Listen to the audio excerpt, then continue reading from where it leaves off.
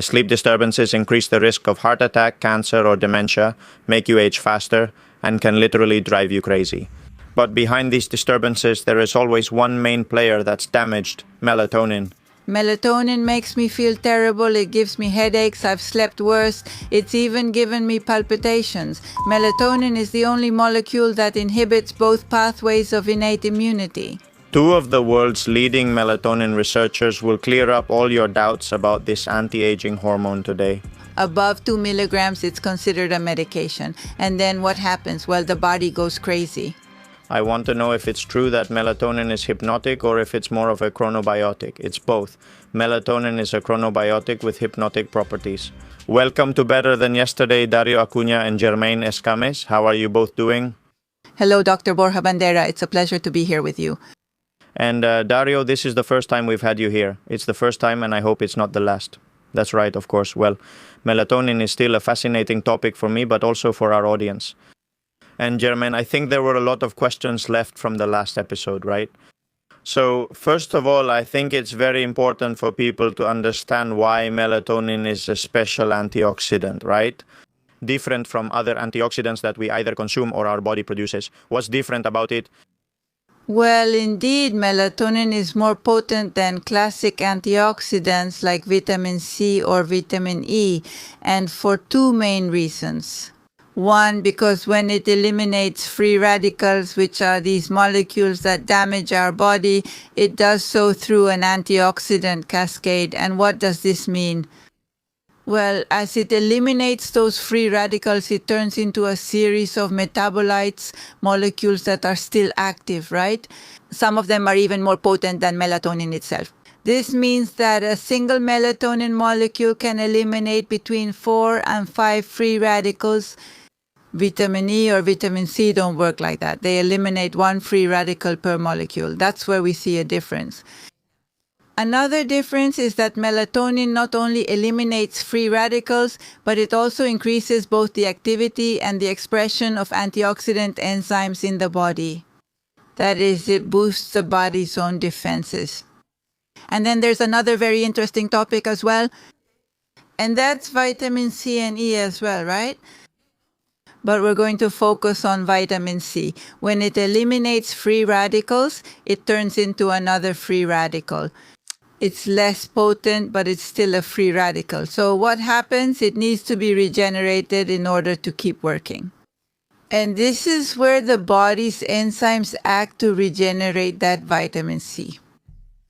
What happens, for example, with age? Well, these antioxidant enzymes start to decrease and vitamin C can't be regenerated.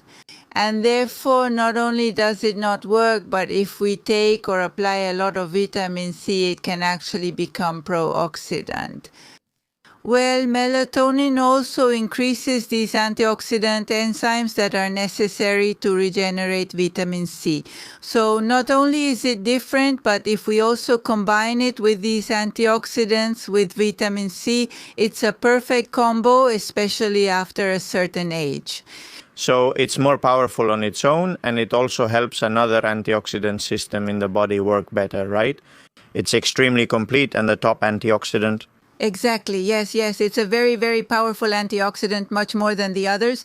And I understand that's why sleeping poorly or not enough is so bad for your health, right? And not having a healthy melatonin system, right? Very much so. Very much so, exactly, yes. Another thing we explained, Germain, was that melatonin is not only produced in the brain or in the pineal gland, right? That's where it's produced, but it's also produced in other parts of the body. Yes. Let's explain the difference between pineal melatonin and melatonin from other sources. So that people understand, yes, exactly. In fact, you see, melatonin is largely unknown for that reason because everyone associates it as the sleep hormone, the hormone that helps us sleep. However, melatonin has many other functions. Why? Because the body also produces, as you mentioned, pineal melatonin, which is the melatonin produced in a gland in the brain, the pineal gland, and it is produced only at night. This melatonin is produced between 2 and 3 in the morning, and melatonin levels during the day are very low because light inhibits its production.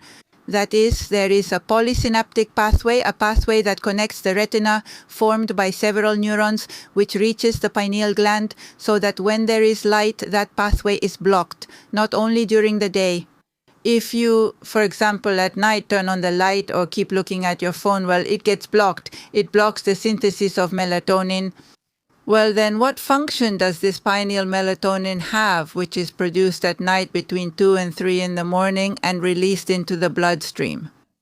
Well, it turns out that the peak of melatonin that reaches the bloodstream and spreads throughout the body is the signal our body uses to know what time it is.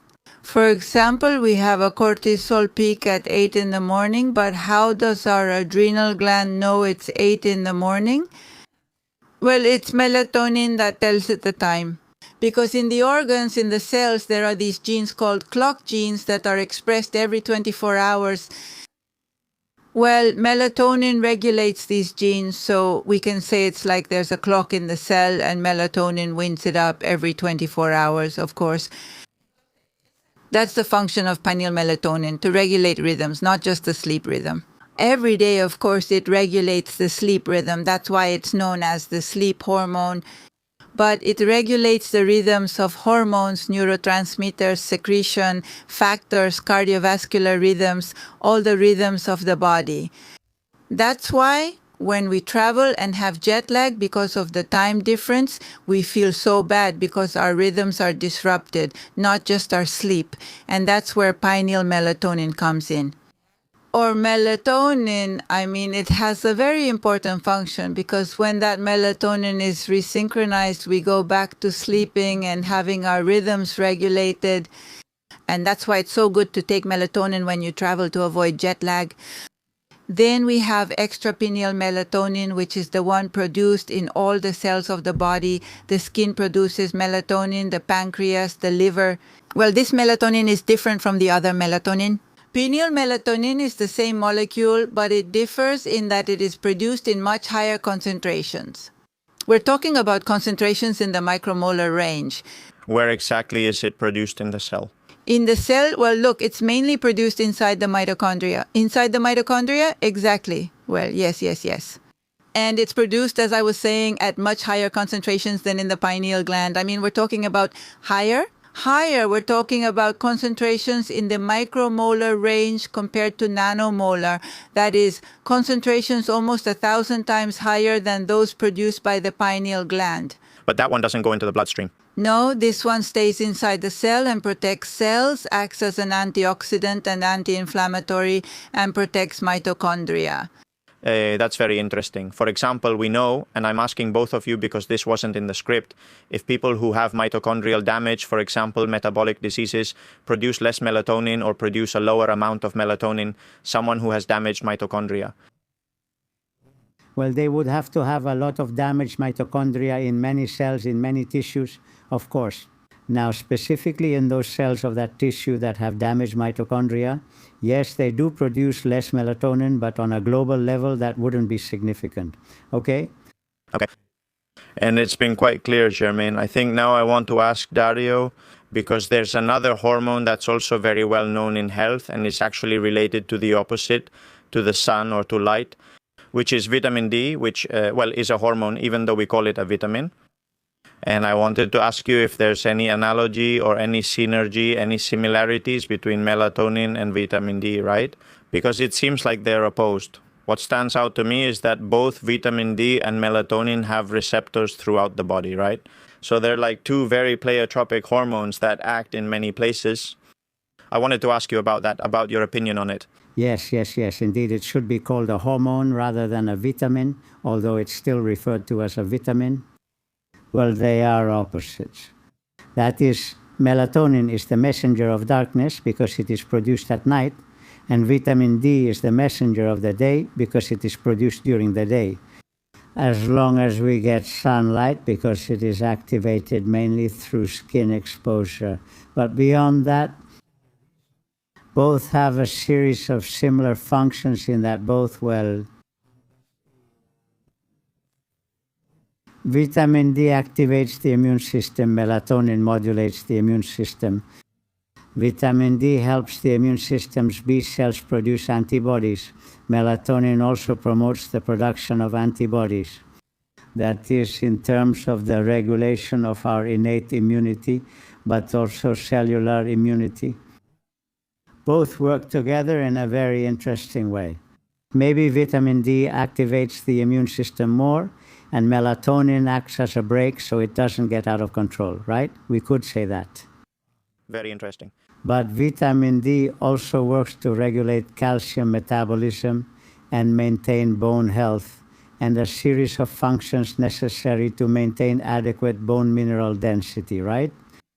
And melatonin also has an effect on the bone because what it does is promote bone formation through the cells, the osteoblasts, which are responsible for bone formation. And vitamin D also has neurological effects on the central nervous system. It is a neurological protector. It activates cellular survival mechanisms in the central nervous system. And melatonin is fundamentally a neuroprotective agent as well. So maybe we can say that the combination of both is a perfect combination for, let's say, good homeostasis of the body in general. Of course, the combination would be achieved by having adequate exposure to light during the day and darkness at night, right? Yes, I wanted to ask you if you think we have, because I'm very clear that we have a deficiency of nature and being outdoors and so on, but do you also think we have a deficiency of darkness in our population?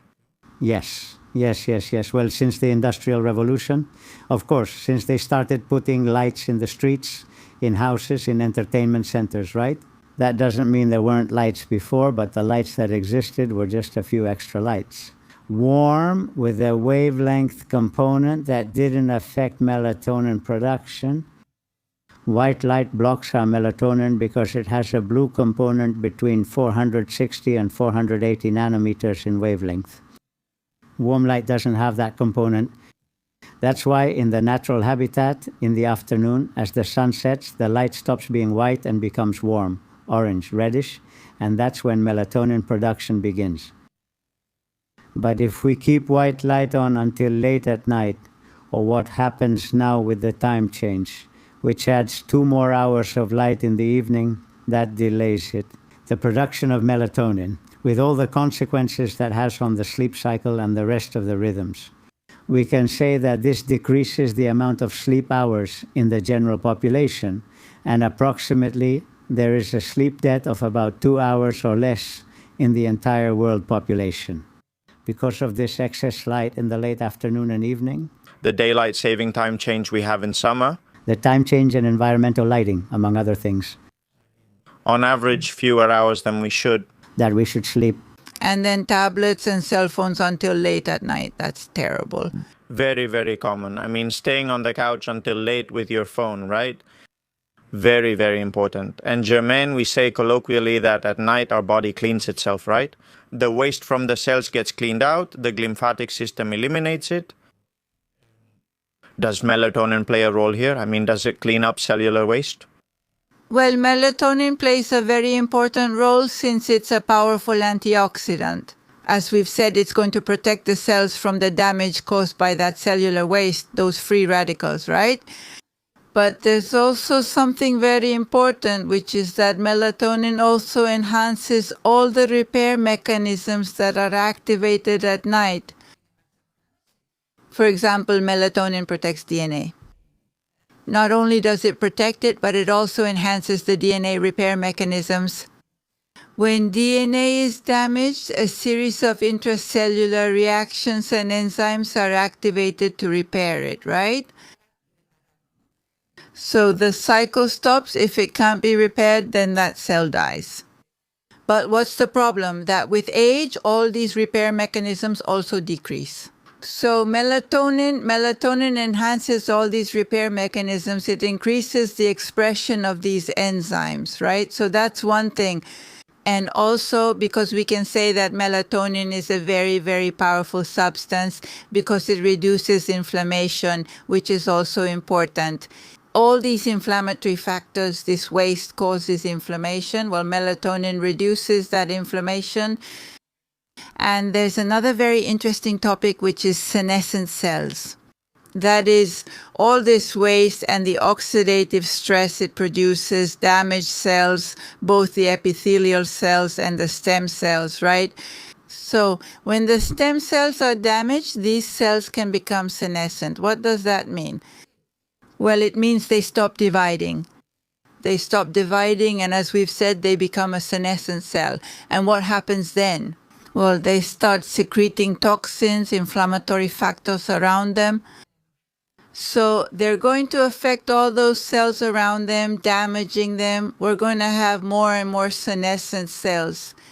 So the problem is when the stem cells are also damaged, then the tissue can't regenerate.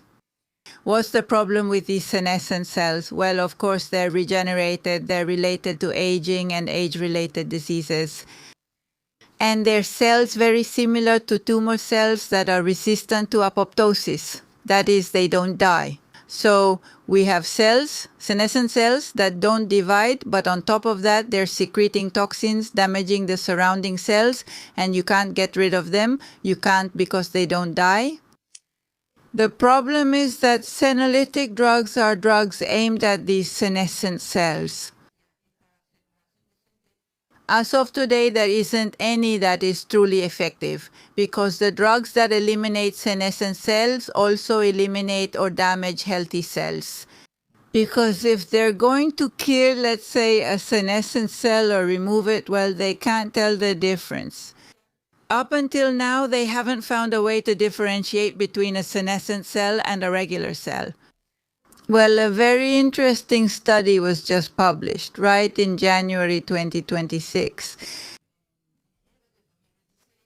where it has been observed that some anti-tumor drugs that do have the ability to eliminate these senescent cells, because as I told you before, they are very similar in that both are resistant to apoptosis and cell death.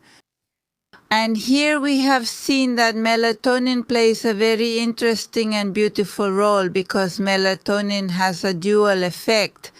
Melatonin protects healthy cells and induces the death of tumor cells. Then, if you want, I can tell you a little about the mechanism. Well, this is also related to senescent cells. So it turns out that we are seeing that melatonin protects healthy cells, but it also induces the death of senescent cells. And this is an incredible finding. It can remove senescent cells. Exactly.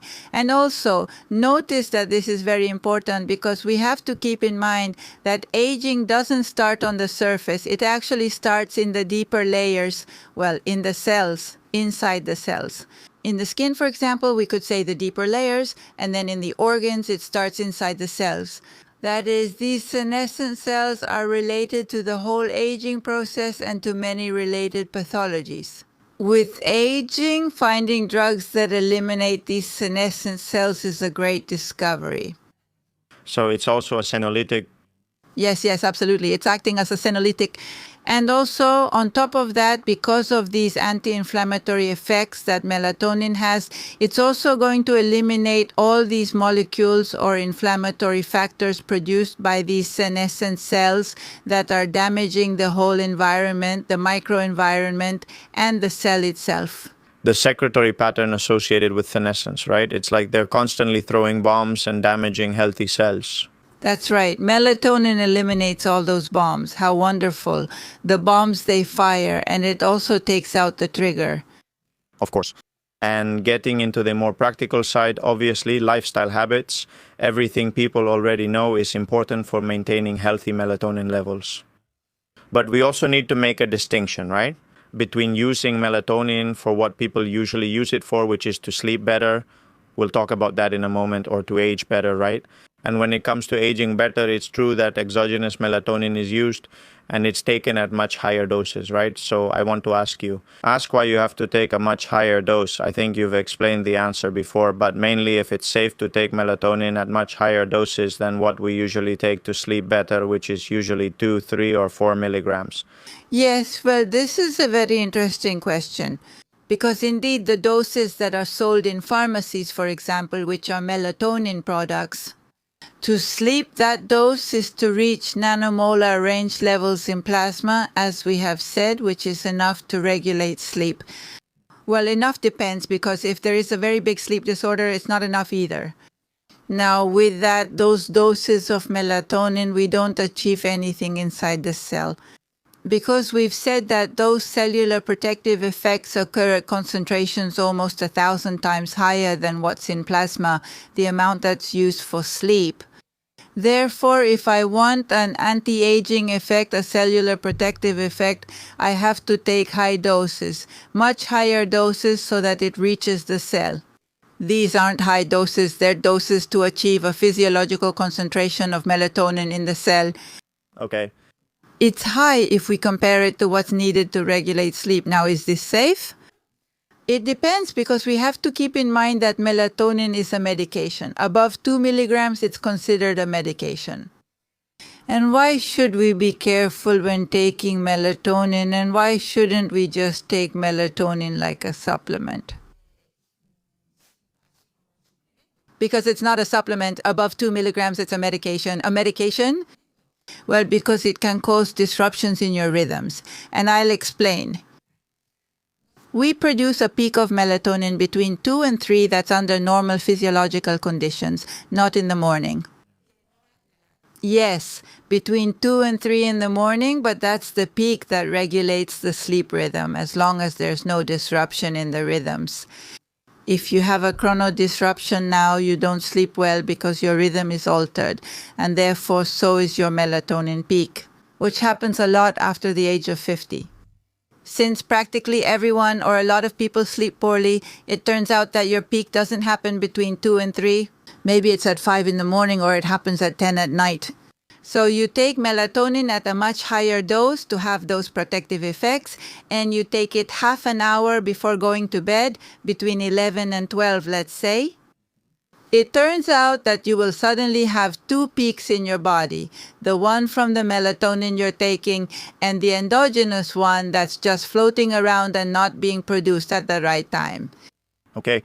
So what happens then? Well, the body gets confused because, as we said before, the melatonin peak regulates the rhythms and gives the body the signal to know what time it is, and suddenly there are 2 peaks. Which one does it follow? The one at 3 a.m. that happened because you're taking melatonin, or the one that appears at 5 a.m. So what happens in these cases?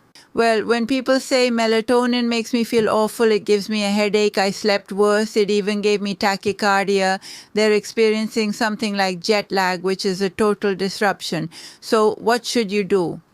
Go to a doctor and have them do a circadian rhythm study. We do it, of course, Dario does it because I'm a pharmacist and he's a doctor, right? So he sees the patient, does those rhythm studies, and if not, well, any other doctor can do it, but there has to be a prescription from a doctor for more than 2 milligrams because it's a medication. Because that's another thing as well. Melatonin for anti-aging purposes is also taken at night, right? At higher doses, but also at night. You always have to take it at night, of course, so there's no disruption of the rhythm, because you don't turn off with your peak. What you can't have is 2 peaks of melatonin. Okay, but never during the day, obviously. No, unless it's prescribed by a doctor, because, in some cases it is given during the day. Because if you have a rhythm disorder, for example, your peak occurs at 10 at night instead of 2 in the morning. You'll need to produce either a phase delay or a phase advance. That means you have to move that peak, and for that you need to see a doctor. You can play with that at a specific time? You can play with that to resynchronize, which is what we do.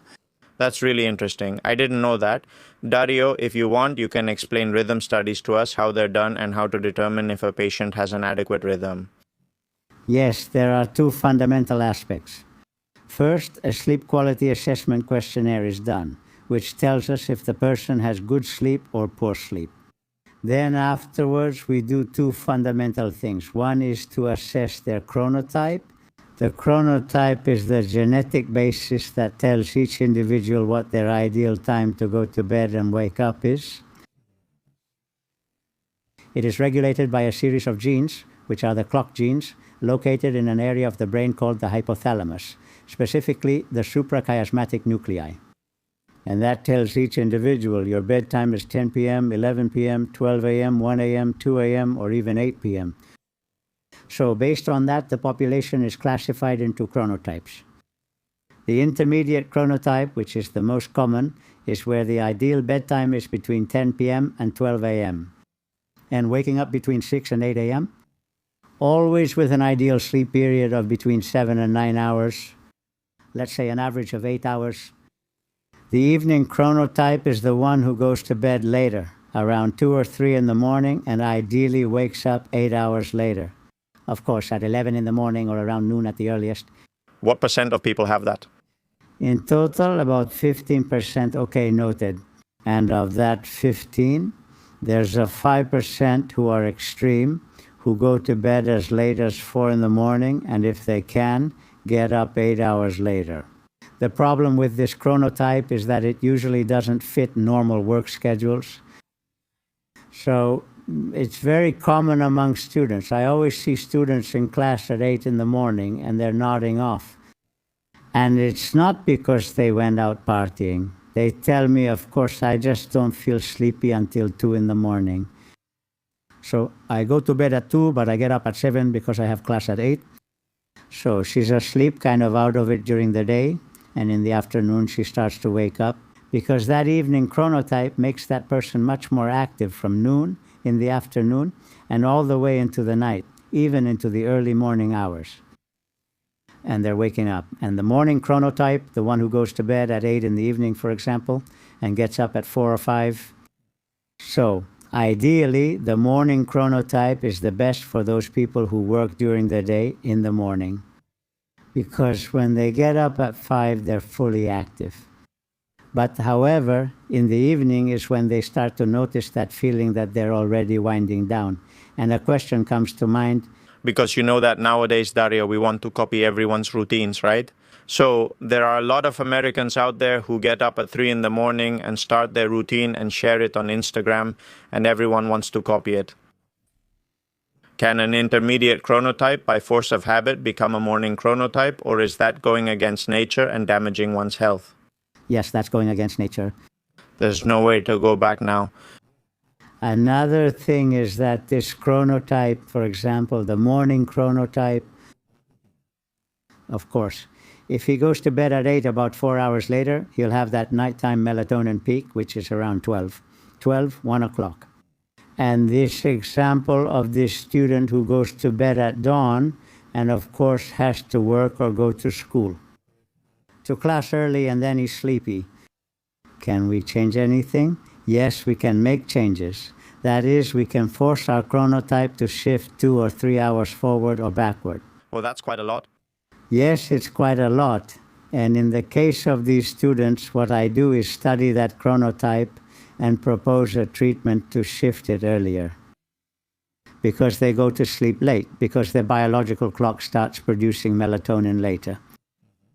So we have to move that melatonin peak earlier, which in the evening chronotype will be around 5 in the morning, yes. We have to move it forward to around 3 or 2. How? By giving melatonin. But when? When the neurons that make up the biological clock are sensitive to melatonin, because we give melatonin throughout many hours of the day, and our biological clock doesn't respond. But between 6, more or less, between 5 and 7 in the evening, and between 5 and 7 in the early morning, are 2 windows in which, if we give melatonin, it regulates the activity of those clock genes. So for this student with an evening chronotype, if we give melatonin at 5 in the afternoon for a week, 10 days we manage to advance it. So that the genes start signaling earlier melatonin production. Instead of getting sleepy at 2, they'll get sleepy at 12, which means it already adjusts better to their schedule for the next day. moving it forward between 5 and 7 in the afternoon will make their own melatonin peak come earlier. They'll get sleepy sooner and wake up a bit more refreshed. They already wake up so refreshed. And on the contrary, when we have to push that peak back, a phase delay, we give melatonin between 5 and 7 in the morning. Okay. The same, for example. This could be useful for night workers, right? People who need to be more active at night. Right? That would be the opposite case. or not? Well, shift work is something much more complicated than all that, because shift work depends on the types of shifts. There are shift jobs where the worker always works the night shift or the day shift or those that rotate. For people who work the night shift, it's very easy to fix if they want to, because for those who have the night shift, what we have to do is invert the melatonin rhythm. That peak that happens at 3 in the morning should appear at 3 in the afternoon. No, but that's complicated because not every day they have the same shift.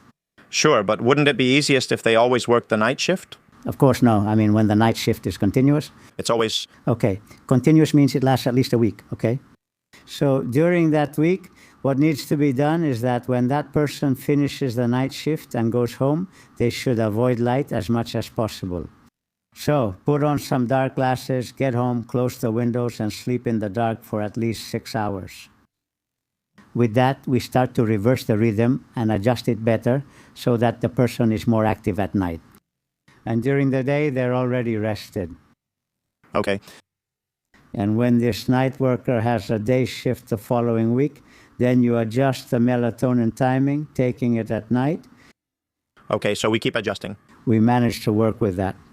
When the shift changes, today during the day, tomorrow in the afternoon, and the day after at night, that's chaos. That's really, no. Because there's no time to adjust. There's no time, exactly. Then there's also a problem with the weekend because you adjust your rhythm, but on the weekend it goes back to your... And honestly, it's a problem. Shift work in healthcare really is a problem. No, they're not compatible with health. I've already found that out. But what many companies do now is evaluate the worker's chronotype to assign them a morning or afternoon shift. Well, it's a very interesting advancement. Okay. And I also want to ask you, a very common myth is that melatonin induces sleep, right?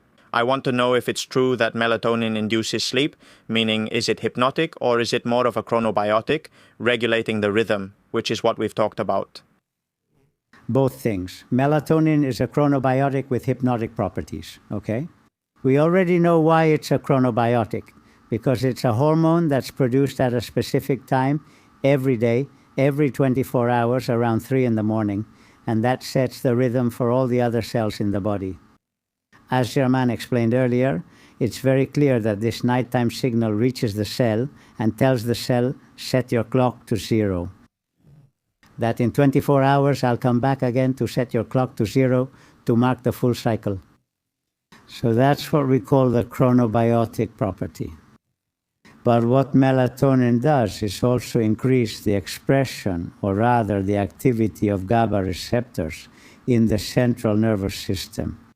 GABA receptors are receptors that are activated because GABA increases at night, and it's, let's say, the main relaxing neurotransmitter of the central nervous system.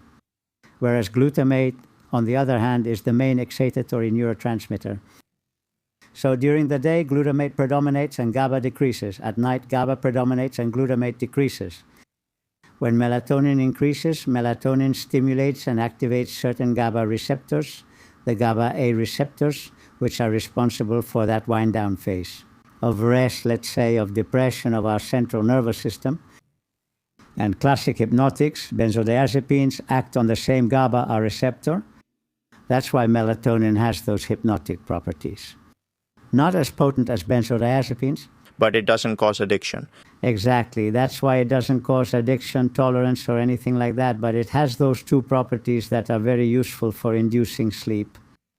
When we look at the melatonin supplements available on the market, we see that some are called immediate release and others are prolonged or sustained release over time. And sometimes there are compounds that combine both types, right? When should you use one or the other?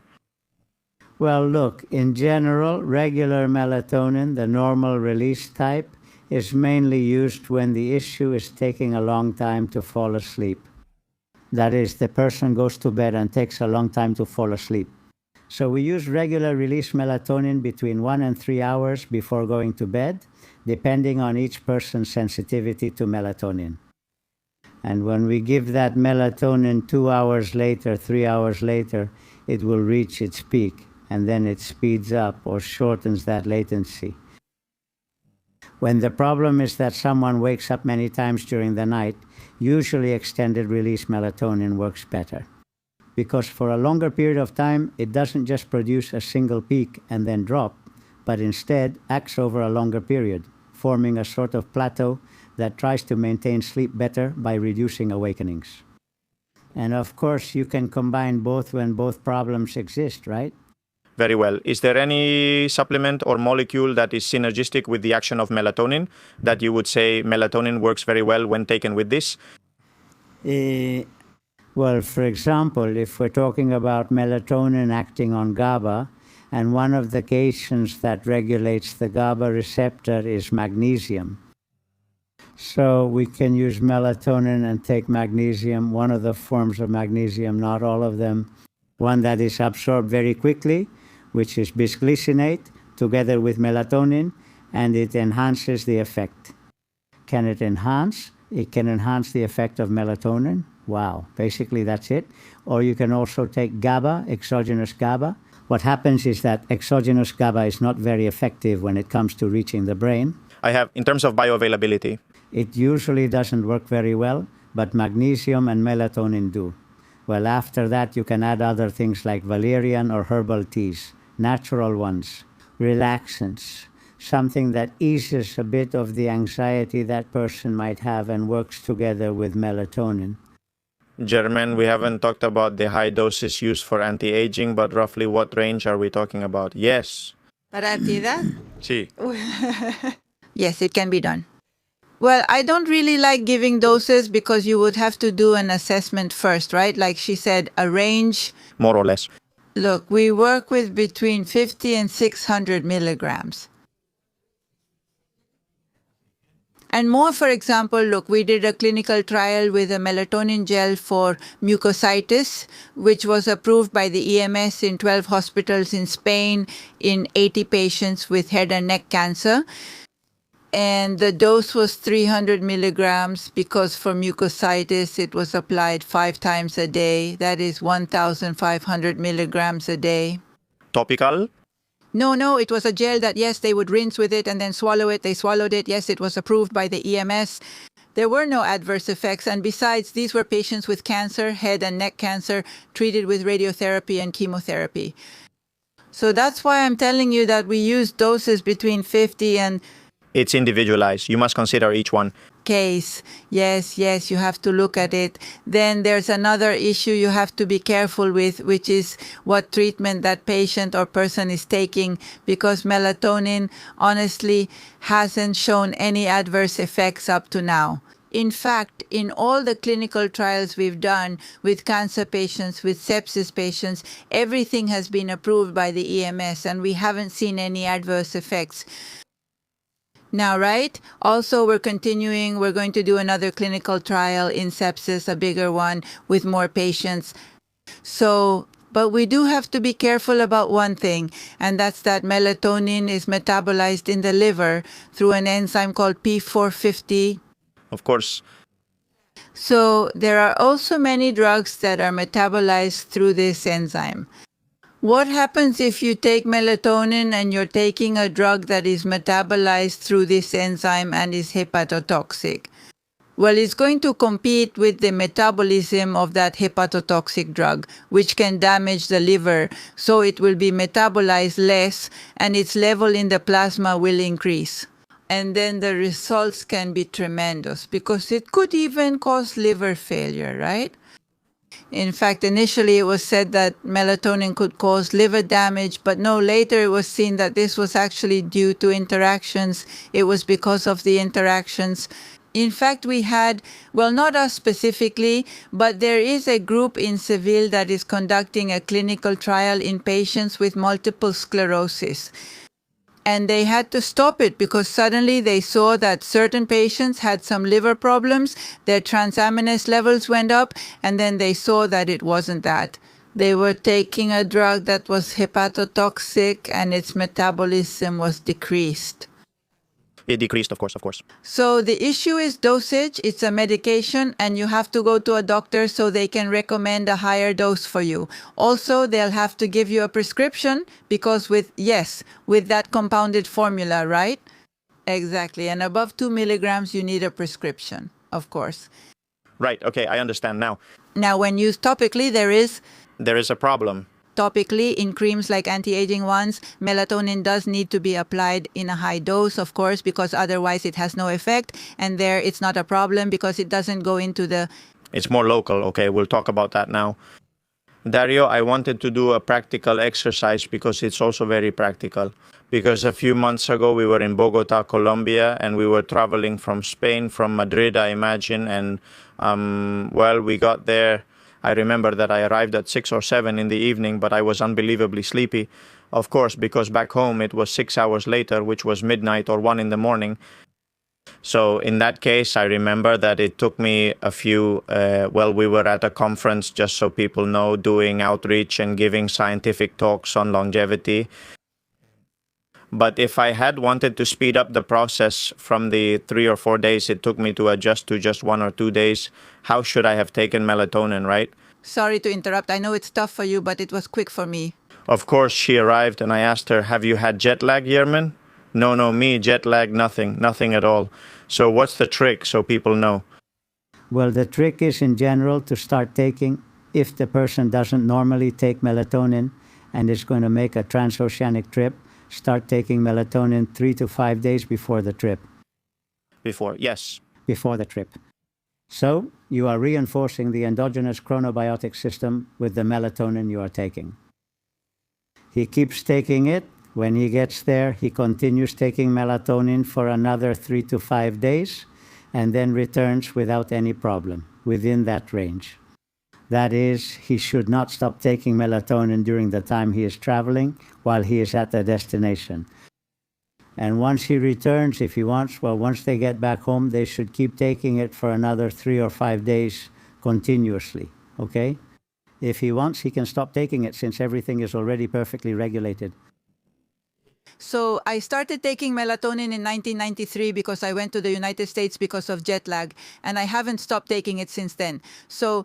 Of course. And in that case, for example, to Bogota, where there was, I think it was a 6-hour difference with Spain. So 3 days before, let's say we leave on a Wednesday, you would start taking melatonin from Monday, but earlier than usual to move your clock forward.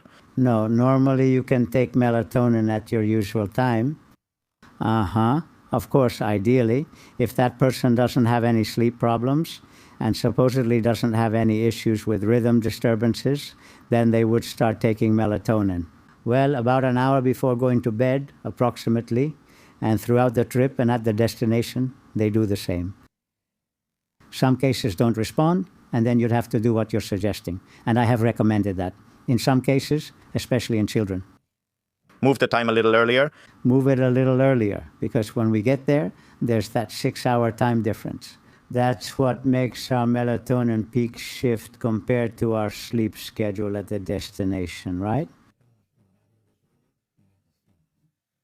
So it would be taking melatonin 1 hour before the time you're going to sleep. 1 hour before? Whether it's here at the origin or at the destination. Yes, at the destination. That reinforces it since we're there. Let's say if we're taking 2, 3, or 5 milligrams of melatonin, that's a high enough dose to reinforce the circadian system and make sure there's no melatonin deficiency. With those doses, all the melatonin receptors are saturated, so we keep the circadian system reinforced. Yeah, the good thing was that I would wake up at 5 in the morning during the first few days, and I had a lot of energy to do many things, right? But it's true that it should be optimized, okay? Dario, also last question of this section. Where do you see the biggest problems with melatonin supplements and the way people use melatonin supplements? With the dosage, or, where do people make the most mistakes? With the dosage, the timing of taking it, the quality of the product, since some producers might not be very good? A little bit of criticism about the supplements we have. Of course, the problem with supplements is that there isn't strict health regulation like there is with medication. So a supplement and they all have less than 2 milligrams, because let's say the limit for it to be considered a medication in Europe is 2 milligrams. Below that, it's a supplement. So you find those supplements with 1.9, 1.98 milligrams really pushing the limits. That don't reach 2. That don't reach 2 now. The percentage of actual melatonin in there can vary quite a bit. It can vary from about 1.6 to about 1.9, a range of almost 30%. But that's not the problem. The problem is that the dose is very small. So those tiny doses are not very effective. Not only is the quality of melatonin usually a problem, because nowadays the melatonin that's available and any supplement also has to be authorized by the Ministry of Health. And therefore it's not melatonin that comes from some strange place. All the melatonins used nowadays are synthetic, and therefore they are perfectly purified, perfectly usable for the human body. They are not purified from extracts from one place or another. They are synthetic because it's cheaper than anything else. So that's usually not a problem, not the quality of melatonin. Quantity is usually the bigger problem. And of course, the time that melatonin is administered can also be a problem. Because let's say if someone buys it because they sleep poorly and have that rhythm disorder we talked about earlier, they might be taking it at the wrong time, which means it reinforces that sleep and rhythm disturbance instead of improving it. So it's self-medication, in quotes, because it's a supplement and not a drug. But that self-administration of those supplements can either do nothing, or it can, in some cases, it can improve things, and in others, it can make them worse, because you don't know what the right time is to take it in each case. Yes. Of course. Do these supplements keep well? For example, do they oxidize easily? If we leave them in the kitchen for a long time, do they lose their effectiveness, or are they preserved pretty well? Melatonin is very stable as long as it is kept out of the light. Okay? And normally these usually come in capsules with inert excipients, so the melatonin shouldn't be affected. Okay, perfect. Germain, in the first episode, I learned that melatonin has some fascinating effects on the skin. Recently, I read a study that surprised me even more, which was about its use for hair, right? When it comes to hair, is there any evidence that topical melatonin alone or in combination with other molecules can help us slow down hair loss? Indeed, there are already quite a few studies that have been done showing the beneficial effects of melatonin on hair health, right? In fact, there is a study that was just published recently where they used topical melatonin in 2 groups of patients. In one group, right? In one group they applied the melatonin and in the other the placebo, right? So it was observed that after a month of treatment, the hair density and thickness had increased and hair loss had decreased, right? So, well, regarding the mechanism of action, it has been seen that melatonin, what it does is increase the duration of the anagen phase, which is the hair growth phase, and it decreases the resting phase, the hair shedding phase, right? So what happens is that melatonin is going to modulate hair growth with those beneficial effects, right? In terms of increasing growth, it reduces hair loss. And then on the other hand, due to its antioxidant effect, it also protects the follicle, right? Because we have to keep in mind that in many cases of hair loss, one type is androgenic hair loss, right? Which in this case is due to hormones. So it has beneficial effects in that, as we just said, it increases the growth phase, but many times that hair loss is due to stress. So melatonin, once again, due to its antioxidant effect, protects the follicle and increases follicle regeneration. So it has very beneficial effects, but only when applied topically. Orally, no. No, the amount that reaches is very small. We would have to take kilos of melatonin, right, to get a sufficient amount. And then another interesting thing about the scalp is that it has many melatonin receptors. That's why applying topical melatonin has some very, very important benefits. It could be combined, for example, with minoxidil shampoo, just an idea. Of course, exactly. And then it doesn't have the toxic effects that minoxidil has, for example, or all these treatments they give, right? Let's see, for hair growth. Have you thought about something like that? Yes, totally. In fact, we're working on it. We already did a study with a melatonin formulation, and we did it in one of those hair clinics, and the results were very, very interesting. In fact, we're now at the stage where we're launching new products. That's great. Yes. But as I said, you always have to use an appropriate concentration for those effects that melatonin has at the cellular level. I keep asking about the skin effects, which honestly blew my mind. How did you come to realize through your university research and publication that melatonin really had an anti-aging effect on the skin, right? In the skin, how did that happen? Well, look, it was actually by chance. Well, let me tell you because, well, as you know, I'm a physiologist and I do basic research. I've been researching melatonin for over 30 years, and one of my main lines of research is cancer. What I study is the effect of melatonin on tumor cells. And I've already had, and I have several research projects from the ministry. And then one day, while giving a talk to oncologists at the hospital in Granada, where I collaborated with them on the effects of melatonin on tumor cells. And then also its general effects, as we've said, antioxidant, anti-inflammatory, and mitochondrial protector, one of the oncologists told me. And taking these properties of melatonin into account, we have real problems. For us, oncological treatments come with radiodermatitis. Radiodermatitis is the lesion that appears on the skin of patients treated with radiotherapy, head and neck cancer, breast cancer. The thing is, ulcers form that are very painful and there is no effective treatment. Nothing, just nothing. Because the creams currently available on the market act only on the surface. Of course, the problem with radiodermatitis is that the radiation is damaging all the layers of your skin. All the layers, starting with the epidermis, dermis, and hypodermis. So if we don't reach the deeper layers, then we can't prevent this radiodermatitis and mucositis too, I was told. Mucositis refers to the ulcers that appear in the oral cavity.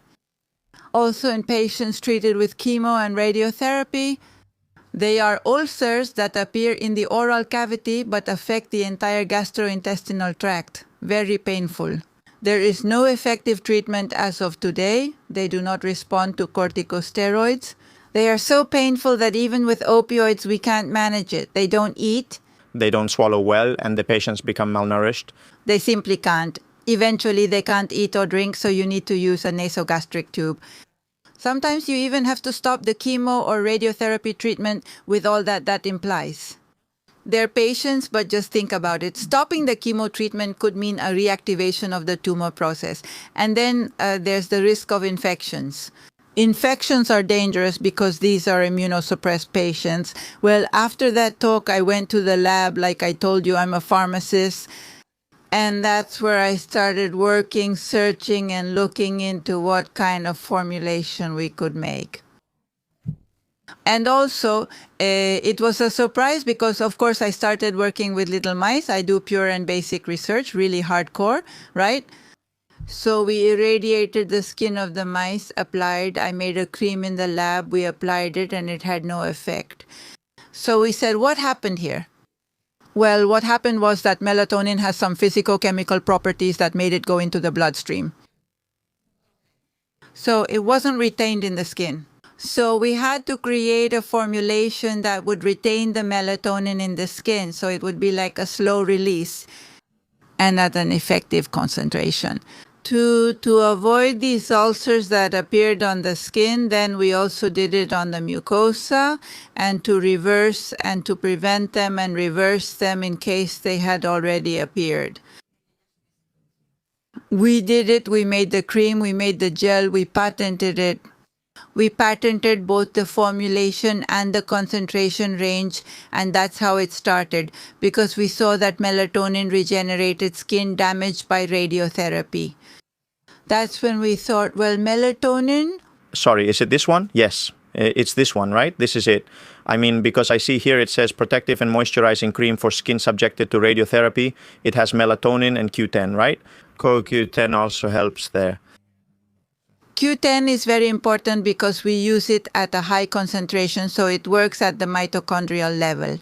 So it reinforces the effects of melatonin in the mitochondria. And would this be used before or after radiotherapy? Look, we are already working with several oncology clinics. And so the protocol that's being applied, which is the one that works best, well, it works so well that not a single case of redness appears. It's to start by applying the cream 2 weeks before, twice a day, to prepare the skin, because melatonin increases defense, increases regeneration, of course. It repairs what's damaged, and then once the radiotherapy starts 3 times a day, the first dose is always after the radiotherapy session. In fact, patients take it with them and apply it in the changing room, never before, because there could be interference. That is, before the radiotherapy, the skin has to be completely clean. Okay, so they apply it right after the radiotherapy session. Radiotherapy, like I said, in the same changing room, and then 2 more times spread throughout the day.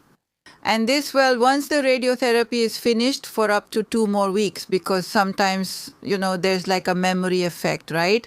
That is, even if the patient isn't going to receive any more radiotherapy, that doesn't mean that radiodermatitis can't appear later on, right? So, well, the results are incredible. They don't even get a single bit of redness without any other supportive treatment. That's great, yes. Yes, I mean, we're very happy, because I always say that's the beautiful thing about research, right? That the research we do in the lab, where we spend so many hours, actually gets out to the public, That's the goal, to really see that with your research you're helping so many people. It's wonderful. And to see that it also helps patients who overcome a serious illness, as well as those who just want to look better. Absolutely, absolutely. For example, I wanted to ask you, you also told me that melatonin can help with dermatitis and skin inflammation caused by different skin conditions. Absolutely. Why? Because melatonin, as we were saying, is a powerful anti-inflammatory. It's the only molecule that inhibits both pathways of innate immunity. What does this mean? Let me explain so it's clear. Corticosteroids only inhibit the NF-kappa B pathway, just one of the 2 pathways. And melatonin inhibits both NF-κB and the NLRP3 inflammasome. Well, what do all these terms mean? That when there is a very strong inflammation, for example, we've seen it in COVID, what were the patients dying from? From the inflammatory reaction, from this cytokine storm that didn't respond. The corticosteroids weren't enough. Well, in that case, melatonin is the only molecule known today that inhibits both pathways of innate immunity. That's why in all inflammatory processes where corticosteroids don't work, like radiodermatitis, mucositis, sepsis, we have clinical trials for sepsis. We also did a clinical trial for COVID-19. The patient is admitted to La Paz with an injectable form of melatonin. We administer the melatonin intravenously. Well, it has a very powerful anti-inflammatory effect without having the side effects of corticosteroids. And aging is an inflammatory response. We talked about it earlier when discussing senescent cells. There is inflammation. Well, so going back to the cream, I made the cream for radiodermatitis, but I used it myself. I applied it to my friends. I gave it to friends. Everyone told me, hey, this is wonderful. You used it even though it was meant for radiodermatitis. No, I used it. Of course, I used it and I said, hey, this is wonderful. Dario told me I want it too.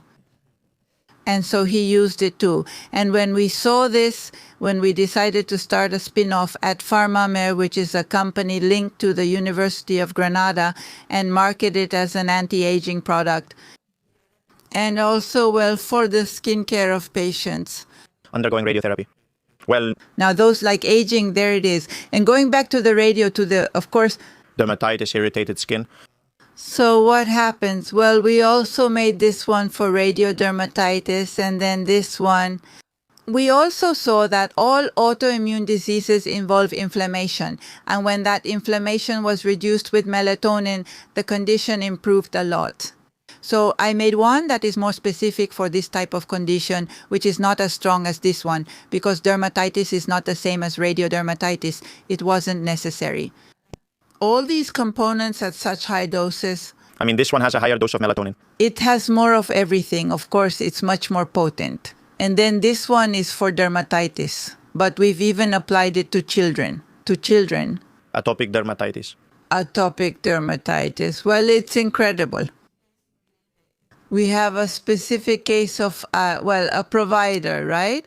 From a laboratory reagent supplier who called me because at that moment, well, he had a child, I don't remember how old he was, very little, who had a dermatitis flare-up all over his body. Yes.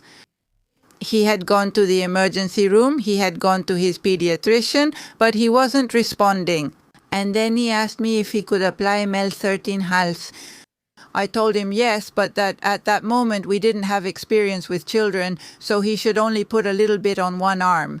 Excuse me, no, yes, it's yours. He covered the child with melatonin, and after 24 hours the child was sleeping peacefully. The results are incredible. Besides, it's completely harmless. It has no scent. Yes. Well, yes. It's nice. It's a nice texture. And for dryness, I use it as a body cream because it regenerates areas that are drier, like your knees. This is for the body, not the face. Right? No, I mean for the face only if you have eczema or something like that, but not as an anti-aging product. Okay? Well, it says you can use it on the face too if you have some kind of dermatitis because it's totally harmless. But it doesn't have an anti-aging effect because, I mean, it has melatonin and coenzyme Q10, but it's missing the components that would enhance all the anti-aging effects. Isn't that what the other products are for? Yes, exactly. How are they different and why are they more anti-aging on another level? Well, this is the anti-aging range, meaning it has melatonin, as we've said, and coenzyme Q10 for all those anti-aging effects that help increase cell proliferation and improve vascular circulation. Those are very important for the skin from an anti-aging standpoint because they improve the supply of oxygen and nutrients. It will have protective effects on mitochondrial DNA, okay? That is fundamental when it comes to delaying aging and also preventing skin conditions. It will provide fantastic sun protection, and then during the day it protects you from the effects of free radicals, okay? Since this is for daytime use, even if applied topically? Day and night. All right, okay. Day and night, it gets absorbed. Of course, it doesn't get absorbed. No, it doesn't get absorbed. It doesn't give a chronobiotic signal. No, of course. A cosmetic works topically. That's why I mentioned earlier that we worked on the formulation so that the melatonin would stay in the skin and not enter the bloodstream.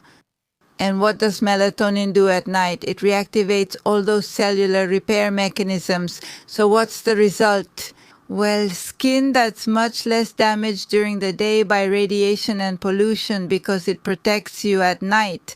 It repairs and regenerates itself. The result is very radiant skin. Okay, it gives the skin that glow. Healthy skin is radiant skin. I have a question about this one. For example, you go to Malaga one day, to the beach. You come back in the summer and realize you spent too much time in the sun and got sunburned. Could you use it as an after sun? Absolutely. It's like a kind of repair cream. But I have good news. We have just launched a new line of sun care products, which is sunscreen with melatonin and SPF.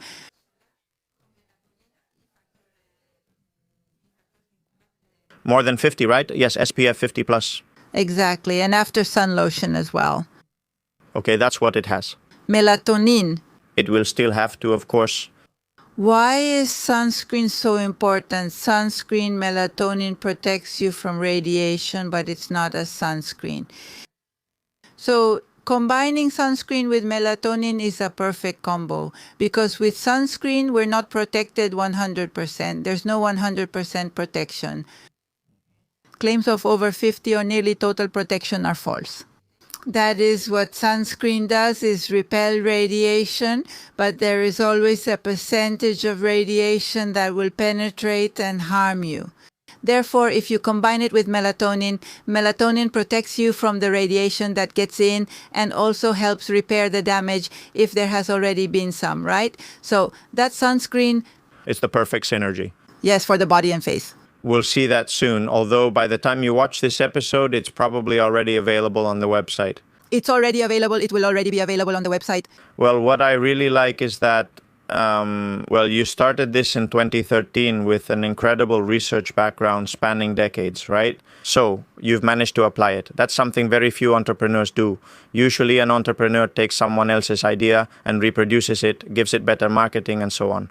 But turning basic and clinical research into a product is, in my opinion, what good entrepreneurship should look like, right? Because it has that solid scientific backing. So I love them, I already told you, and I use them. And I also wanted to tell the audience that, well, you have generously given us a code, which is the Empodera code, so you can get a considerable discount on the products and you can use it. Also, I will leave the full description of these products in the pinned comment and in the video description. And also, Dario, look, there's something that I noticed while preparing this script. I realized there's a lot more interesting evidence about melatonin than I thought, for example, in metabolism, in my field, in my specialty, right? As a bad sign, we always say once again that sleeping poorly, sleeping too little, or sleeping at the wrong times leads to more obesity. It means more insulin resistance and more diabetes. But does this depend on poor melatonin signaling? Could it depend on that? Could it be linked? It can be linked because one of the main causes you're talking about is those people who sleep poorly. So that person who sleeps poorly wakes up, tosses and turns, can't fall asleep, and gets up. And what do I do? Well, I've seen many patients who do this. They get up and say, I'll go watch TV for a while to see if I can fall asleep. But of course, I'm sitting, I feel like eating, I go to the fridge and take things out, and I'm watching TV. I'm watching TV and I'm eating. That leads to obesity. It leads to metabolic syndrome and type 2 diabetes in the long run.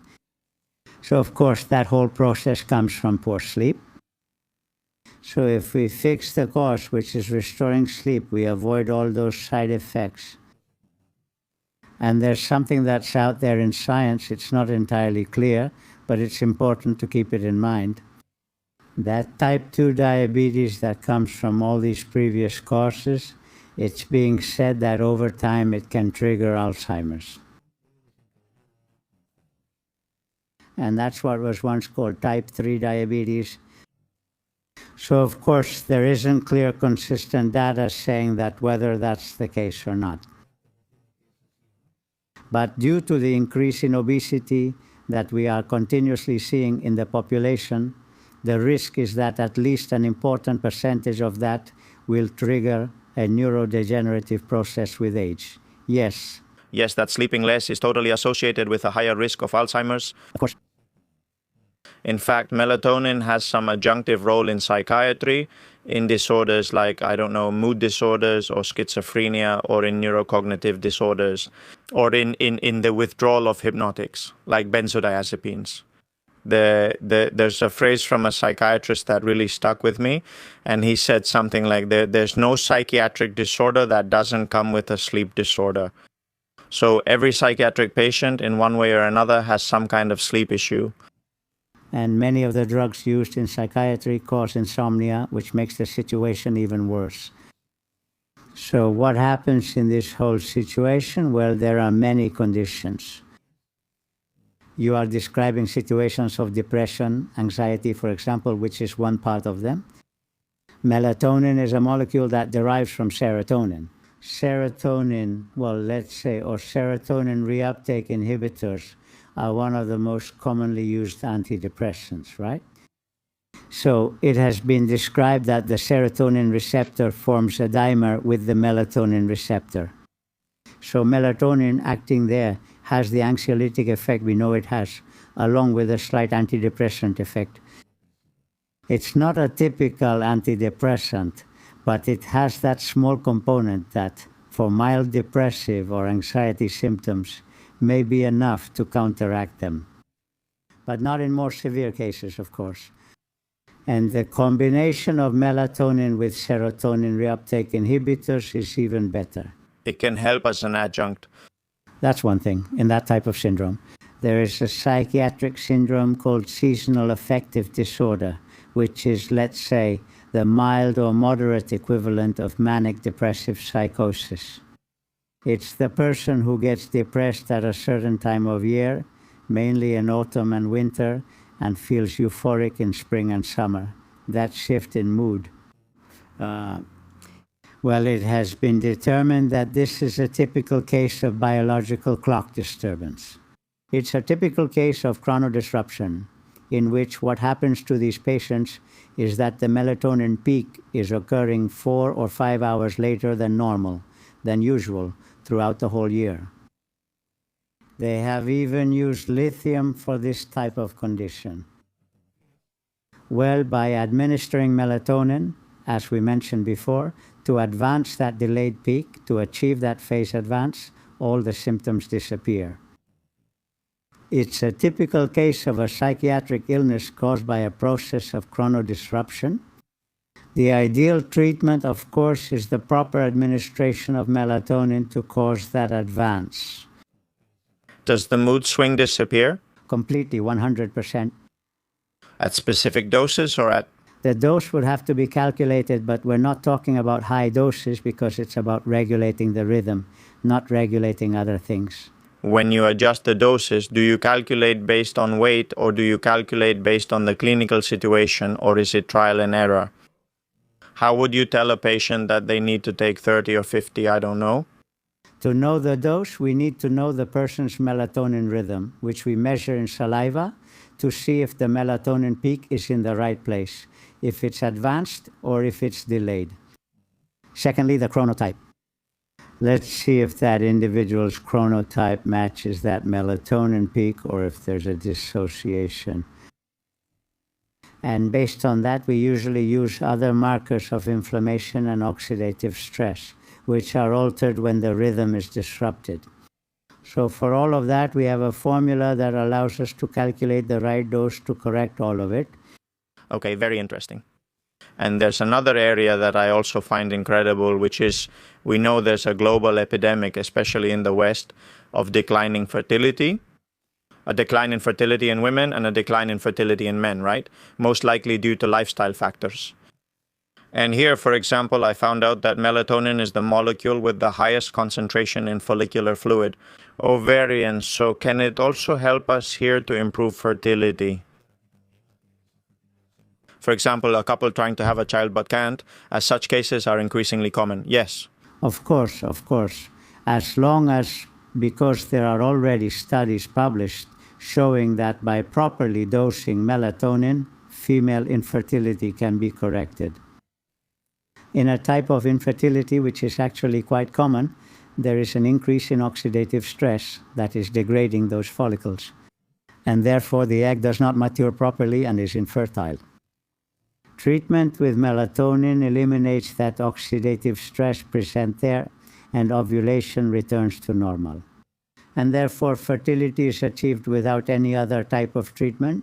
Are fertility clinics considering this? Very little. Very little. Because of course what needs to be done, well, many times they even perform ovarian punctures to see how the follicles are doing. When there is a fertility disorder, it's one of the things that needs to be done. But oxidative stress markers are not routinely measured in those follicles that are collected or in that follicular fluid. What needs to be done?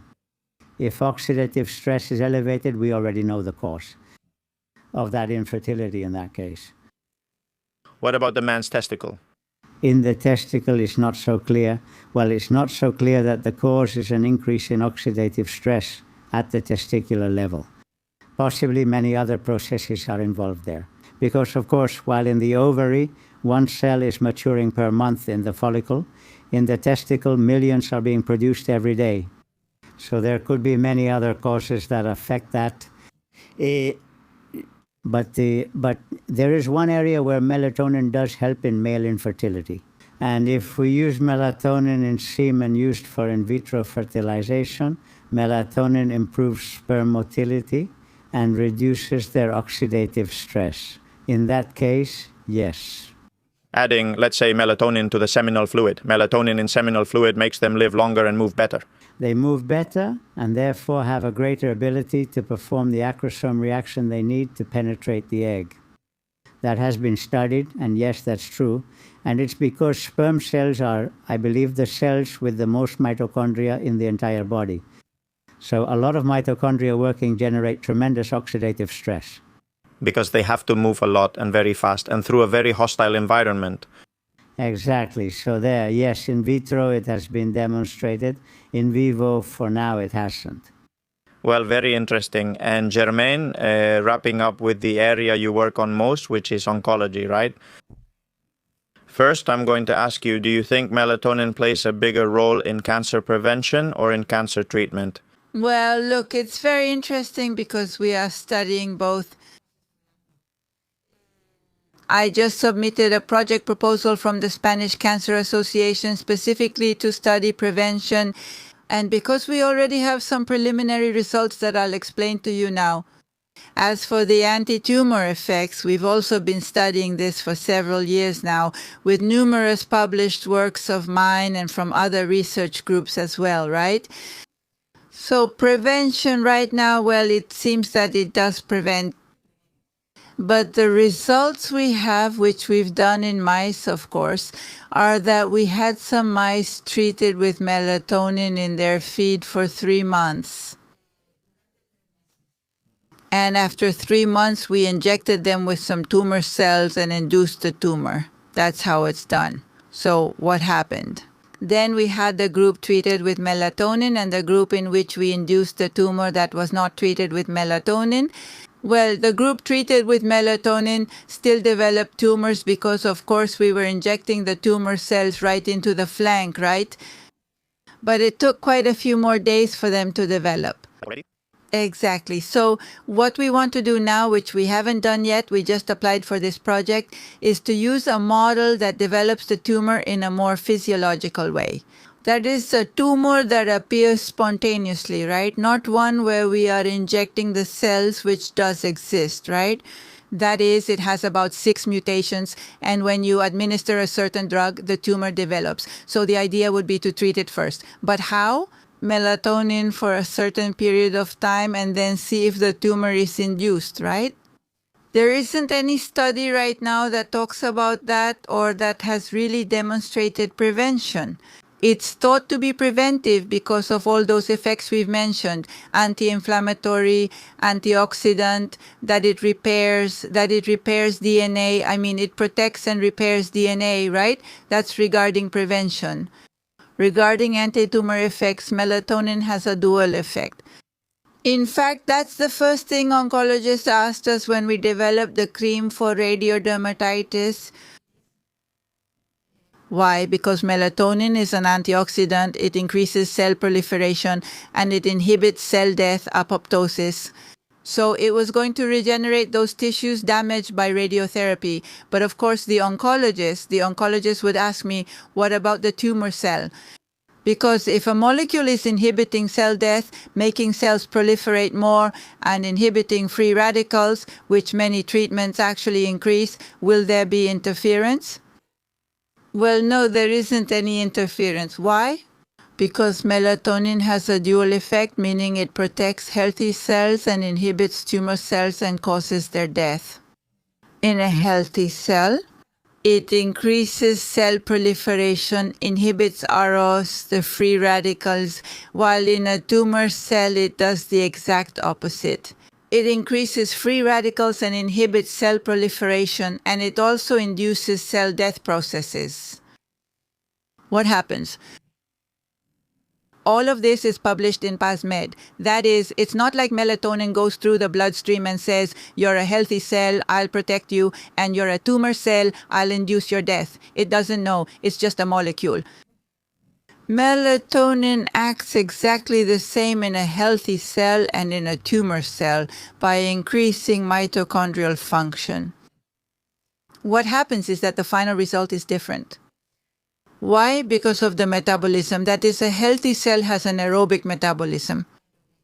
What does this mean? Well, it means that it gets the energy, the ATP that the cell needs through the mitochondria through oxidative phosphorylation. So melatonin improves the mitochondria, it improves the machinery, which are the complexes of the respiratory chain. There is an increase in ATP, in energy, and in a cell. When ATP increases, the processes of cell death are inhibited, the cell functions better, and cell proliferation increases. And also, since it's a powerful antioxidant, it neutralizes free radicals. What happens in the tumor cell? Well, in the tumor cell, the metabolism is not aerobic. The tumor cell gets its energy through a process called aerobic glycolysis. That is, ATP is obtained by oxidation of glucose, but not inside the mitochondria. Yes, aerobic glycolysis produces lactate. Exactly, it produces lactate outside the mitochondria. And the mitochondria of the tumor cell are mitochondria with few cristae, which function very poorly. So, when we administer melatonin, it induces a series of changes at the mitochondrial level, not only functional, but also structural. That mitochondrion of the tumor cell, which is rather rounded, kind of hollow, let's say, starts to elongate, the number of cristae begins to increase, and the activity of the respiratory complexes starts to rise. But however, as that mitochondrial function increases, instead of there being an increase in ATP, there isn't an increase in ATP. On the contrary, there's actually a decrease in ATP, and what happens is an increase in free radicals. Why? Because it produces, we could say, an uncoupling between the respiratory chain and ATP synthesis. In other words, as that mitochondrion starts to function but it doesn't work properly, what it's going to produce is free radicals instead of ATP. For example, let me give you a car analogy. If you have an engine that works well, it doesn't produce smoke from the exhaust pipe. I don't know much about cars, but it's clear that when a car is giving off a lot of smoke, it's because the combustion isn't happening properly, right? And what it releases is smoke, and that smoke is toxic and deadly. Well, that's what happens with melatonin and the mitochondria in the tumor cell. It produces, or rather it gets the mitochondrion going, that engine that's burning poorly, causing bad combustion, and instead of producing ATP, it produces smoke, which is free radicals. And this massive increase of free radicals inside the mitochondria in the tumor cell is what induces death. That's one side of it. On the other hand, we are also studying the mechanisms of metastasis. I just received a project from the ministry. Well, I got it last year because we are seeing that melatonin also reduces metastasis. We are studying the mechanism of action.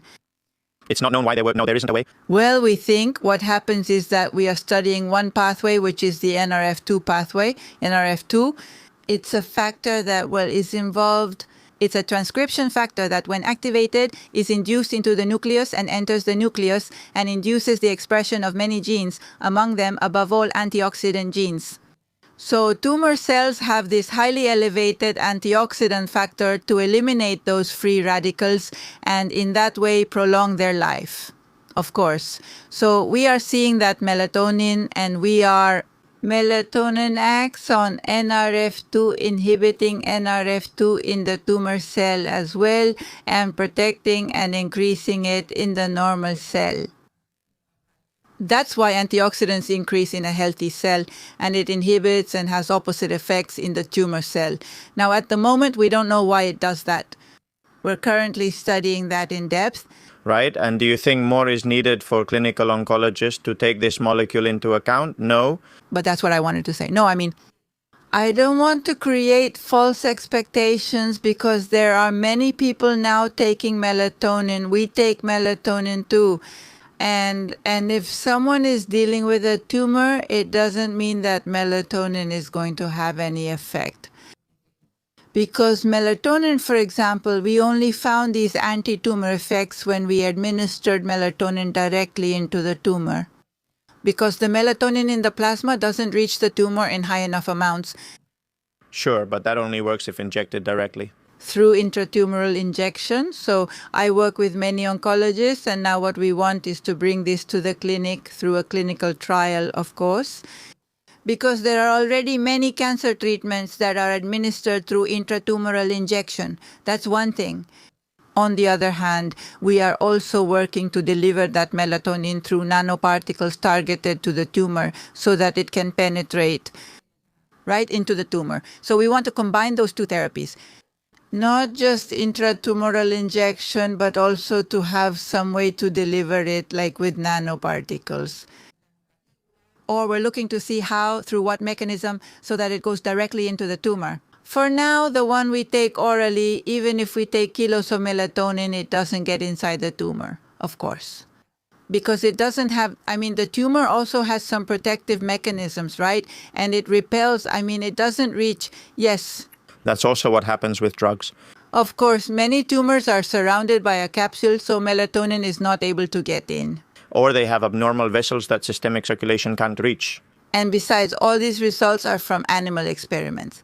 Clinical. Yes. So this is very important because many times when we move to clinical trials, the results change. We have to be very cautious. When I read or hear that someone is going to cure cancer just because they've seen results in mice, I say no, no, no, no. In clinical trials, we have to be very cautious. It's like what happened recently with Barbacida and his experiment on the pancreas. Everyone thought the cure for pancreatic cancer had been discovered, but that wasn't the case at all. And then in clinical trials, actually, if you look at all the clinical trials, well, the success rate is very small. Why is that? Because, for example, I work with animals and there are also tumor cell lines, which is one thing in vitro, because in vitro is one thing in vitro. It's when you work with the cell in the lab under a hood, the cell then has a microenvironment. Then even in mice, all the mice have the same living conditions. They eat the same food, the same feed, the same cycle, then darkness. But in the clinic, it's very different. Each patient has different genetics. The same genetics, they're all mice of the same age, of course. So then, well, taking it into the clinic, many times the results vary. That's why I always tell myself these are the wonderful results. Yes, but in experimental models, now we have to move into clinical practice. Yes. Yes, it's very nice because melatonin has, there's no way to get bored because it has areas that are very well established, which are usually, sleep disorders. Many of the things that Dario has mentioned, where there's really no doubt anymore. Then there are things that are a bit more mature, and then those that are very new, which are always emerging, right? So it's like there are different stages of development, and in the end, that makes you keep working, right? How many years have you been working on melatonin? More than 30 years, that's what I'm saying. And me? Melatonin still surprises me every day, every single day. It's a molecule I'm passionate about because I see all the effects it has. And also, look, there's something very important about melatonin. It's a very simple molecule. It's a derivative of, as Dario said, tryptophan, but phylogenetically it has been preserved throughout evolution. All animals have it.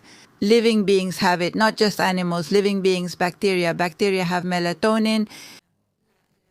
Plants, many plants have melatonin. So if a molecule has been phylogenetically preserved throughout evolution, it's clear that it has a function, many functions. Fundamental for cellular survival. Yes, that's good.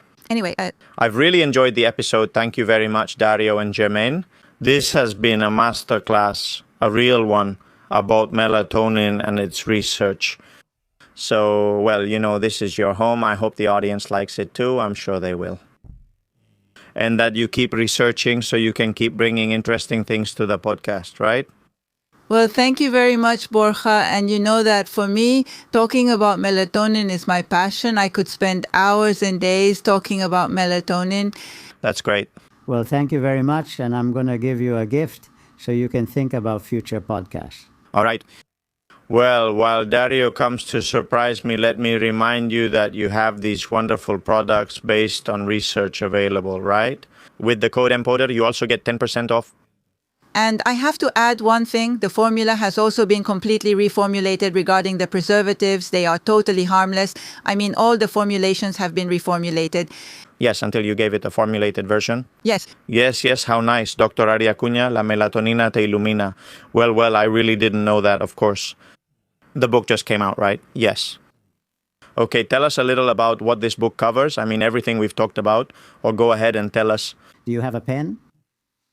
Do you have a pen, Danny? If not, I have one. The antioxidant and anti-inflammatory hormone that helps you sleep and live better. I mean, I didn't know it existed. We should have introduced it at the beginning, but it's okay. No, because I dedicate it to you. Yes, great. Thank you very much. Signing books.